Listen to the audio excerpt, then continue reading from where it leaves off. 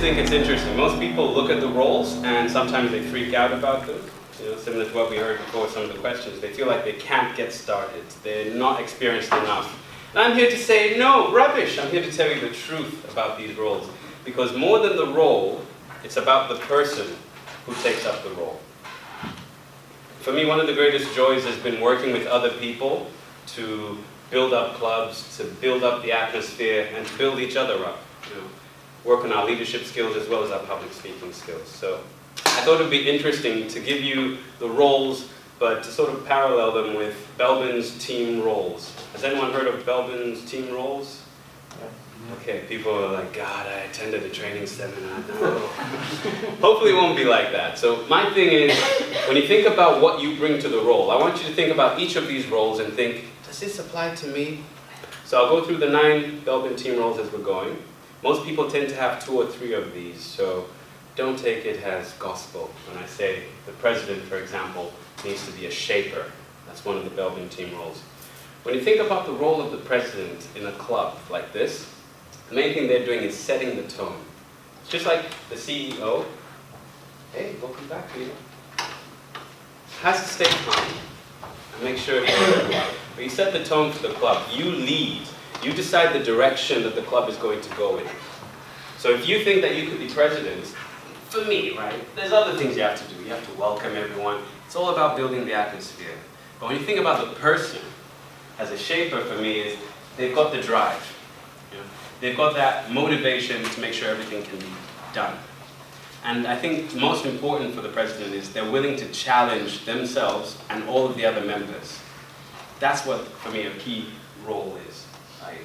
As a leader of the club, essentially, as a CEO, you need to push and challenge everyone.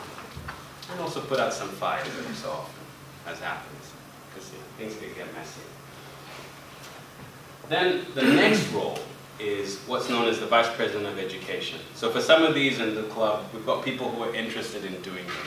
So the first one was obviously Julian. So the new Toastmasters year will begin from July the 1st.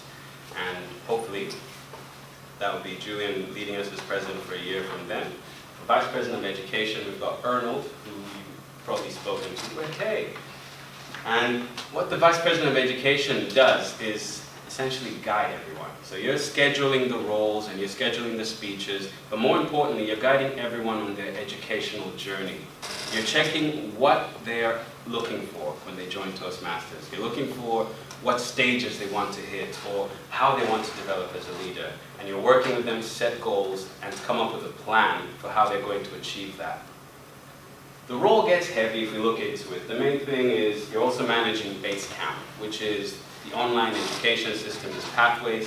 Basecamp is how you monitor how everyone's doing and check that everyone's getting feedback and progressing as you'd like. Clubs are measured on that, but we don't need to worry about that. And you also look after the mentoring. So essentially, you're checking to make sure everyone is developing when they're in the club. That also means you have to chat to everyone. And as a coordinator, one of the things you want to be, in my opinion again, is rather mature. You know, you don't want someone who's childish, right? You want someone who we can actually speak to. Because for a lot of us, public speaking especially might be related to something traumatic when we were younger, or it might be something we're really anxious about. So we need someone we feel is confident enough and mature enough to handle what we're saying. So I think that's why Arnold also made quite a great Vice President of Education. I know there's allowable weaknesses there. Okay, so part of it is you come up with an education system because you're talking to everyone on what they're doing. And sometimes, to the untrained eye, it might look like you're manipulating people behind the scenes. It's just good to know that that's what people think sometimes, because your mission then is to make sure you're communicating clearly to all of the other members in the club. So they know there's no favoritism and you're not doing anything dubious, should we say. Doesn't happen. I'm probably dramatizing it a bit. But yeah, it's a speech. And then we have the Vice President of Membership. That one is probably self-explanatory. So the main thing you're trying to do is to promote the club, to invite guests, to help the club grow. You've got to trump up business. You've got to create some content about what's going on in the club. You've also got to communicate with the members. When you get manuals that tell you about all of these roles, and they go into much more detail than I go. For me, the key thing we always seem to forget in most clubs is we have members here. And as Vice President of Membership, you've got to think about what can we do to engage the members we have, and what can we do to make sure we retain them and make them have such a great time, they'll bring more members, rather than us thinking we have to keep going out and fishing. So far, I think we're doing so well. But that's a vacant spot, so anyone who's new, that could be you. Talk to me at the end. Join. That could be you, right? So if you're someone who's enthusiastic, outgoing, don't have to be a crazy extrovert, but let's say you're just curious about people and what they're doing, that could be your role. We've got the Vice President of Public Relations. They call that a plant, for me, in the Myers-Briggs role. Main thing you're doing, it's PR. You get to know more about handling the Toastmasters International brand, the trademark, and all that sort of thing. But more importantly, handling the club as a brand. And creating content. What are we going to market ourselves as? How are we going to communicate with potential members? And how are we going to communicate with current members? How are we going to let them know what's going on, say, tonight, for those who couldn't be here? If you've got any ideas like that, if you're quite creative, if you think outside the box especially, ideal role for you. We've got Stacy, who's stepped up to doing that, and you can also work with her. So don't feel like once someone's assigned to these roles, that's it.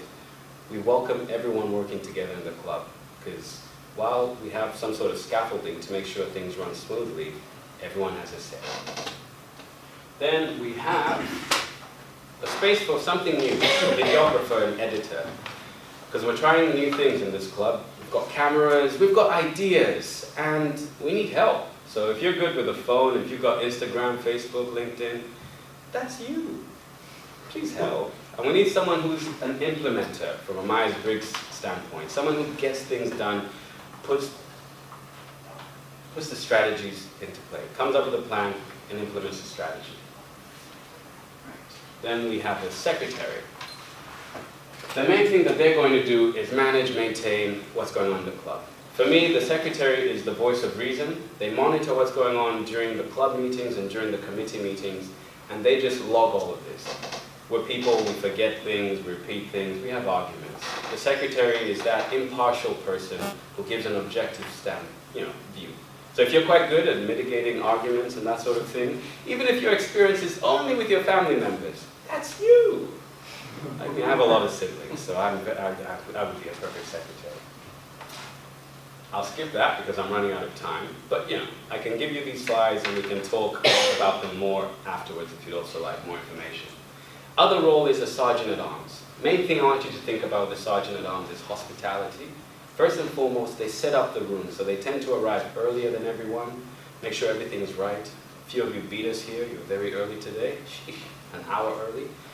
And they set up the room, and they're usually one of the first people greeting you when you walk through the door. So important, but so often overlooked. I think we do that already very well here, and Salome, who's not here tonight, is potentially going to be our sergeant-at-arms. But again, feel free to act on that role now that you know about it. Skip that again. Treasurer, that's me. Ask me for more details. I'm the money man, basically.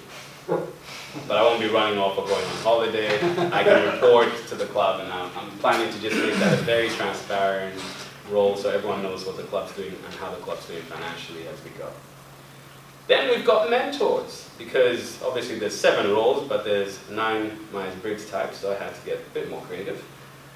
And one of our club mentors is actually here tonight. It's the man in the red, that's D. And mentor is someone, I mean, he got more applause than me, but that's fine. Mentor is someone who comes in with specialist knowledge. They've got a lot of experience that they're going to share.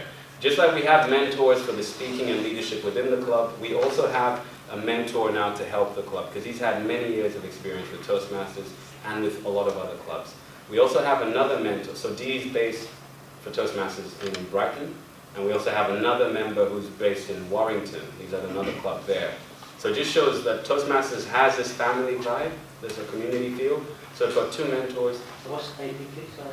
APP? The IPP. Oh, IPP. So normally that mentor role would go to the immediate past president. So after the first year, Julian in 2020 would become the immediate past president, and he would normally mentor all of the people on the committee and share his experience. But since we don't have one of those, we've got D and Nick.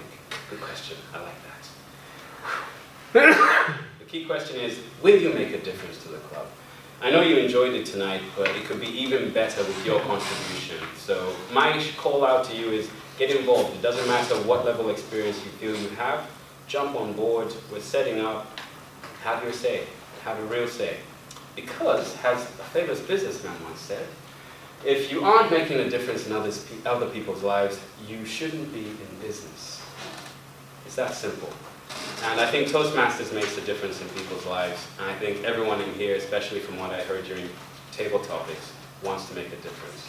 And I hope you will. Thank you.